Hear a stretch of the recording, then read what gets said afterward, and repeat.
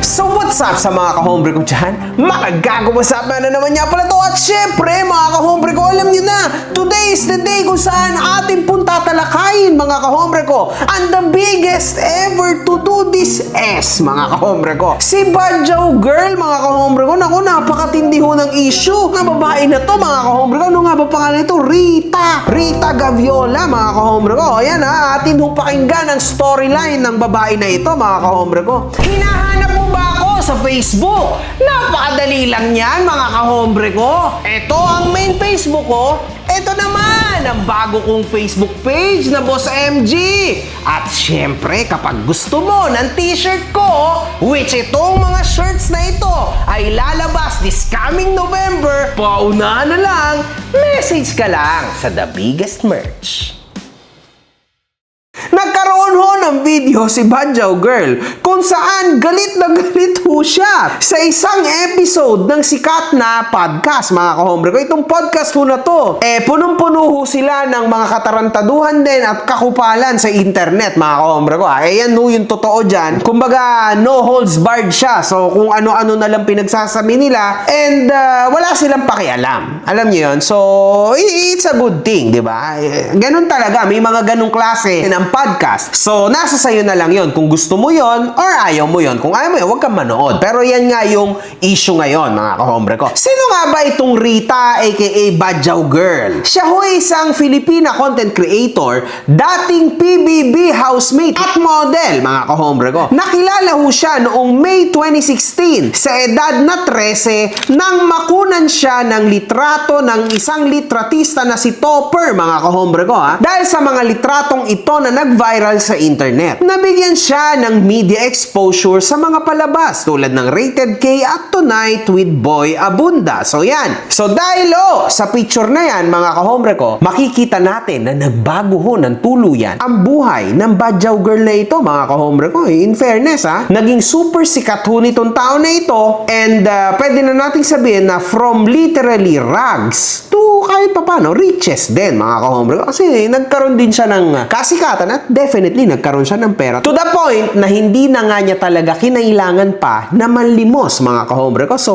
it's her destiny to be in this position. Nakasali rin siya sa PBB mga kahombre ko ha. At hindi rin ito nagtagal dahil siya ang pangalawang na-evict. Unfortunately mga kahombre ko. Pero okay lang yon. At least diba, nagkaroon ng exposure at nagkaroon siya mga kahombre ko ng pintuan na nagbukas sa buhay niya mga kahombre ko, di ba? Sa isang episode ng isang sikat na podcast mga kahombre ko, no? Kung saan kasama nila si Vince Dizon, DPWH Secretary, tinanong mo siya ng isa sa mga host na bakit di ba lagi po tayong binabaha? Bakit wala pa po ako nakikita sa news na nasa lantang Badjaw? Sanay. Hindi kasi di ba nasa labas sila? Sanay sa tubig. Lagi nasa sila, strits palagi. Pero wala pa ako nakita sa news. Pero pag lumusong ka sa ba, pwede makatapa ka ng Sanay sa tubig. Tonong kasi yung nila, yung tambol nila, floating device din. Yun. Yung pala yung PVC yun eh. Kaya pala gawa sa PVC pipe. Oo. ay, grabe to mga kahombre ko. Napakalalaho nitong joke na to mga kahombre ko. Pero laugh trip. Kahit ako mga kahombre ko, kupal din no, pag-iisip ko. And medyo natawa talaga ako dito. Grabe yan. Yung tumble floating device. Grabe yan mga kahombre ko. Napaka... Iba yung nasikmura ng hayop na to. Kayo ang mga tunay na demonyo! Grabe yun, mga kahombre ko, di ba? Tapos, usually, may baby pa yan silang, props di ba? Yan yung mga props ng mga badjaw, mga kahombre ko, may baby na kasama. Para mas nakakaawa, no? Pero, sa bagay, may point din naman, no, na wala sila sa ba kasi nasa street sila. Alam mo, ang karma, dumarating yan. Makakakarma rin yan. Pero ito, tunay na question mga kahombre ko. Bakit ho ang mga badjaw, mapapansin natin ho na dumadami sila bigla, no, pagka bare months? Ayan talaga, tunay. Alam nyo mga kahombre ko, totoong tanong ko yan sa inyo. Pwede nyo bang i-comment down below kung bakit? Kasi hindi ko ho talaga maintindihan kung papaano sila dumadami. Papaano nangyari yon na parang, alam nyo, parang, paano sila nakapunta dito sa Maynila, taga malayo sila lugar, di ba? Saktong-sakto ho, tuwing bare months, nandito sila. Ang dami nila, mga kahombre ko. Nagsisimula ang takbuhan sa jeep, nanlilimos kung saan-saan. Alam nyo, sa totoo lang, mga kahombre ko, wala naman din ako sa posisyon upang i-judge, no, ang ating mga kapwa Pilipino. Kasi sa totoo lang ho, fellow Filipino natin ang mga taong ito. Kaso lang, marami akong question sa isip ko na ito ba'y hindi kriminal? Ito ba'y lehitimo ba ito? Hindi ba pinaprops lang nila yung kung ano-anong kahirapan nila, babies nila? Kasi mga kahombre ko, madalas ho sa nakikita ko mga badyaw, mga kahombre ko, parang mga taong may capability naman ho na magtrabaho. May capability sila na magsitrabaho at talagang mag-hard work, kumbaga. Oo. Ang hindi ko lang lubos maisip, mga kahombre ko, bakit ho itong mga tao na ito, mas pinipiling gumala, pagala-gala, paikot-ikot, when marami namang possibility sa kanila, tulad ng maging tagahimpil sa mga restaurant, maging yaya, maging kasambahay, instead na paikot-ikot sila at sila'y nanlilimos kung saan-saan. Madalas ko marinig sa mga matatanda, mga kahombre ko, na kapag merong mga badyaw na nanlilimos, naririnig ko lang, no, sa mga matatanda nung unang panahon na, bakit kasi hindi ka magtrabaho o mag-inat-inat ng buto mo? Panay ka kura, mas malakas ka pa nga sa akin. Magtrabaho ka, huwag kang puro kura ng kura. Alam nyo, minsan, mga kahombre ko, nakakita pa ako ng mga may edad na ganyan talaga, lalo na pagharapan. Magtrabaho ka kasi. Alam niyo yan, mga kahombre ko, kasi sa isang banda, tapos na ho. Ako, sa totoo lang, parang ang hirap pong kaawaan nito, ang hirap ng buhay ngayon, mga kahombre ko, ha. Everybody needs to do twice as much para lang ho mabuhay. Meralco bills pa lang, mga kahombre ko, parang ini-instigate ka na to do twice as before. Otherwise, mapag-iiwanan ka, mapuputulan ka pa ng kuryente. Tas, makikita nyo, itong mga gantong tao, puro kura lang sa atin. Hindi ko alam, mga kahombre ko, kung tama itong sinasabi ko para sa inyo, pero yan po talaga ang nasa utak ko, mga kahombre ko. Tama ka. Tama naman po. Oo, wala akong mali sa sinabi mo. Pasensya na, mga kahombre ko, pero I think sila rin ho ang gumusto nito. Kaya sila nasa posisyon na yan, it's because they just want to be there. Kasi ako rin naman galing din naman ako sa hirap Huwag niyong tingnan itong sitwasyon ko ngayon because I was not born this way. Hindi ako pinanganak na mayaman, mga kahombre ko. Batang simenteryo ako. Alam niyo yun, kaso ako ang gumusto kung bakit ako nandito ngayon. Ginusto ko yon, mga kahombre ko. In fact, sa cycle ng family ko, luckily, alam niyo yun, lucky for me, na kahit papano, naputol ko yung curse ng libigan, mga kahombre ko. Diba? Luckily, I'm here now. Kasi hinanap ko tong pwesto ko na to. Hindi naman ako pwede maging si MG kung batugan ako. Hindi naman ako pwede maging si MG kung hindi ako nag-risk ng buhay ko, diba? Ng credibility. Nag-risk ako na talikuran ako ng buong pamilya ko dahil sa mga kahihiyan na ginawa ko sa internet. Ang dami kong risk. But it paid off. Ganun lang naman yon, mga kahombre ko, diba? So, kung kaya ko, bakit hindi nila kaya? Definitely, putek. Di ba? Halos ganun din ako Galing din ako sa sementeryo. Hindi naman ako pinanganak na ganito na ako. Walang ganun. Hard work pays off. Pero kung kukura ka lang, wala akong hard work doon. Katarantaduhan ho yun. Anyway, ako'y parating talong-talo ni Ivana Alawi, ni Alex Gonzaga, at ni OG Diaz. Kasi apat ho kaming nagpo-promote ng Top Sen. At hanggang ngayon, mga kahombre ko, talagang inaapak-apakan nila ako. Paano ko kaya ipopromote ang Top Sen? Naiiyak na ako! Paano ko ba makakaladkad ang mga mahal kong OFW na katulad kong meron ding experience on being an OFW na kapag ginamit nyo ang aking promo code for the first time na makagago, meron kang libreng $20. Kapag nasa Australia ka, meron kang 30 Australian dollars. Pag nasa UAE, 25 AED. Pag nasa UK, may libre ka na 10 pounds. Pag nasa Europe, meron kang libreng 10 euro, mga kahombre ko. At ito pa yung iba't ibang mga bansa kung saan gumagana ang Top Sen. Pero may bago ngayon, mga kahombre ko, from Bahrain. Sa unang gamit mo ng promo code ko, magkakaroon ka ng libreng 7 dinar, 7 BHD. Gamitin mo na ang promo code ko at i-tap send mo na. Pero gusto mong i-remit sa pamilya mo through bank o kahit saan GCash sa Pilipinas. Let's go. I love you, OFW. Nag-video ho si Badjaw Girl. Continue for 800 meters. Diba? Yung mga sinasabi nila, yung sinasabi ng isang lalaki, pag lumusong ka, pwede ka makatapak ng mga badyaw. Anong tingin nyo sa amin? Basura? Nakakagigil. Grabe yung gigil ko ngayon. Wala kaming ginawang masama sa inyo. Wala kaming ginawang pinakita sa inyo na masama. Tapos sasabihin nyo sa amin ganyan? Gaganunin mo kami? Anong ginawa namin sa inyo? Diba? Para pareho tayong mga Pilipino, pareho tayong mga tao. In 500 Pero meters, bakit merge onto sobrang Metro itong Manila tingin Skyway. nyo sa aming mga katutubong badyaw na walang ginawa sa inyo? Nakakagigil, nakakaiyak kasi kami wala kaming pinakita. Sasabihin nyo sa amin, pwede nyo kami tapak-tapakan? Bakit? Sino ba kayo? Unang-una sa lahat, di nyo kami pinapalamon, di nyo kami pinapakain para bastusin namin kayo. Kung bastos din naman kayo sa mga katutubo, di maging bastos na rin naman kami, di ba? Kayo pa yung nakapagtapos ng pag-aaral, kayo pa yung may pinag-aralan, pero yung utak nyo tapon. Di ba?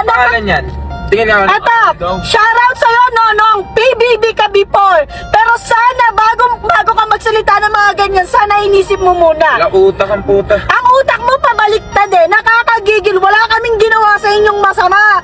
Wala kaming pinakita sa inyong masama. Tapos kung barabarahin nyo kami na parang kilala nyo kami. Meron pa sinasabi kasi daw yung mga tambol namin parang floating. Anong gugustuhin nyo? Magnakaw kami? Pag nagnakaw kami, ang dami nyo tsitsera. Aminado kami na mamalimos kami.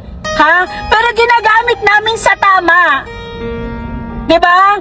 At sino pa yung mga matatanda, sila pa yung pasimuno magsalita ng mga ganyan. Nakakagigil. Sobrang gigil na gigil ako ngayon nung napanood ko yung video. Grabe kayo sa mga badyaw. Sobra. Hindi ko alam bakit kayo ganon. Wala kaming ginawa. Wala kaming pinakita sa inyo.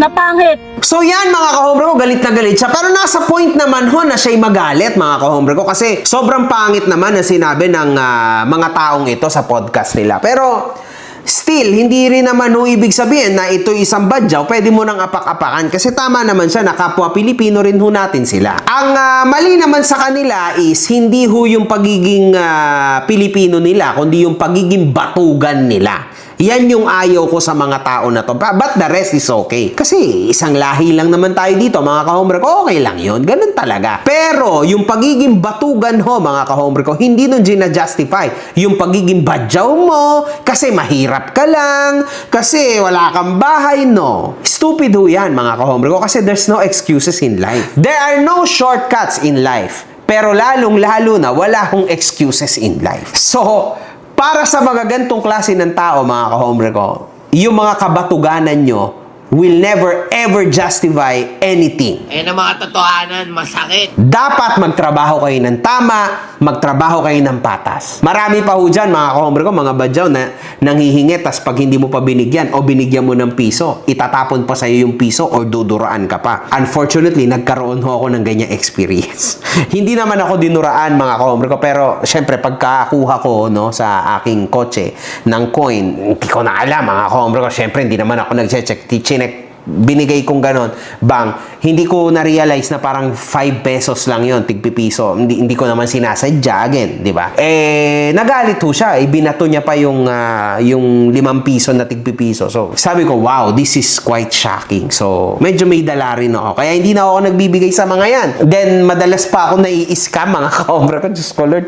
Minsan pa, nangyari sa akin. Nasa traffic ako, mga kahombre ko. Putrages, may kumatok. Pagbukas ko, boss, baka naman pwedeng nyo akong tulungan. Galing po ako sa malayo. Wala na akong pagkas. Okay, sige, eto, 300. Pagkatapos nun, mga kahombre ko, ang bilis niyang humarurot. Sabi ko, teka, ito, may gasoline station dito. Ang bilis niya hong nawala totally. Ay, nako. Lapitin ho ko ng mga ganyan, mga kahombre ko, unfortunately. Walang trabaho eh. Walang trabaho, no money, no honey. Eh, ang totoo. Imagine nyo pa mga kahombre ko, ito pa, yung pinakamagandang partner, no, ng poverty porn. Kasi ginagawa rin niya yon, no. Pagkagawa mo ng poverty porn, no, ito yung pinakamagandang gawin, yung ginagawa ni Badjaw Girl. Biglang magpo-promote ng online gambling.